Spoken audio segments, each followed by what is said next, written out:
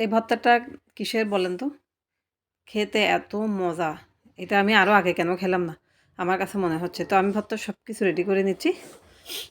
আসসালামু আলাইকুম, কেমন আছেন সবাই? আলহামদুলিল্লাহ আমি ভালো আছি। সানভি ব্লগ থেকে সানভীর মামা বলছিলাম। চলে আসলাম একটা ভর্তার রেসিপি নিয়ে আপনাদের সঙ্গে শেয়ার করতে। প্রথমে আমি আলু ভেজে নিচ্ছি। শুধু অর্ধেক আলু দিলে হবে, যেহেতু আমার এখানে ভর্তার পরিমাণটা কম। তো আলুটা ভাজা হয়ে গেছে, তুলে নিলাম। শুকনা মরিচটা ভেজে নিলাম। রসুন পেঁয়াজ ভেজে নিচ্ছি। তো এর সঙ্গে কয়েকটা কাঁচামরিচও দিয়েছিলাম, ওটাও ভাজা হয়ে গেছে। আর ভর্তা মানে ঝাল। তারপরে এখানে আমি কাচকি মাছটা দিয়ে দিলাম, মানে মূল্যা মাছ। যেহেতু আমি একা খাবো সেজন্য অল্প পরিমাণে ভর্তা তৈরি করলাম। এই যে ভর্তার সম্পূর্ণ সরঞ্জাম: আলু, কাচকি মাছ। এখন আমি মরিচ, রসুন, পেঁয়াজ একসাথে তারপর বাটনাতে দিয়ে হাত দিয়ে করে ফেলবো, কারণ এটা এত মুসমুসে আর এটা হাতেই সুন্দর হচ্ছে। বাটনের প্রয়োজন নেই। এখানে আবার আলুগুলো দিয়ে দিলাম, ভাজা আলুগুলো দিয়ে মরিচ দিয়ে ভালো করে চটকে নিচ্ছি। আর মরিচটা এত সুন্দর হয়েছে, মনে হয় এটা দিয়ে ভাত খাওয়া যাবে। এখানে আর অন্য কিছু মিলানোর দরকার নেই। যারা খেতে চান তারা আলাদা করে তুলে রাখলেই হবে।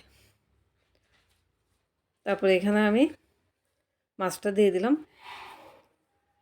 মাছটাকে ভালো করে হাতে কষলে নেব। আর মাছটা একদম সুন্দর সুন্দর করে ভাজা হয় মতো, মানে বেশি একটা মুচমুচেও যাতে না হয়, আবার নরম নরমও না থাকে। মাশাল্লাহ এত সুন্দর হয়েছে আর এত সুন্দর স্মেল আসতেছে। তারপর ধনেপাতা দিলাম, একটু লেবু দিয়ে দিলাম। দিয়ে এটাকে ভালো করে আবার একটু সরষের তেল দিলাম, ভালো করে মেখে নিছি। ভর্তা মানে মাখা, যত সুন্দর করে মাখা হবে তত সুন্দর হয়। তো আমি একটা একটা করে ভর্তাগুলোকে সাজাচ্ছি। দেখতে এত লোভনীয় হয়েছে। এরকম একটা ভর্তা দিয়ে মনে করেন যে 1 প্লেট 2 প্লেট ভাত খালি হয়ে যাবে, মাছ মাংসের কোনো প্রয়োজন নেই। তো এই তো আমার ভর্তা। আমি তো মানে ভাবতেছি কেন আরও আগে খেলাম না। আসলে অসম্ভব মজা হয়েছে রেসিপিটা, আপনারা একবার হলে ট্রাই করবেন। আমি বাটনাতে ভাত নিয়ে আমি ভর্তার লোভ সামলাতে পারলাম না, খেয়ে ফেললাম। আসলে এত মজা হয়েছে। আর আমি মূল্যা মাছের ভর্তা এই প্রথমবার খেলাম। চচ্চড়ি খাইছি, ভাজি খাইছি, সব কিছুই খাইছি, কিন্তু এটা যে এত স্বাদ হবে আমি বুঝতে পারি নাই। অবশ্যই আপনারা একবার ট্রাই করবেন। একবার ট্রাই করলে বারবারই খেতে চাইবেন। আমি তো মুখে দিচ্ছি না কি আমার মুখের সাথে মিলিয়ে যাচ্ছে, আমি সব কিছু খেয়ে ফেলতেছি।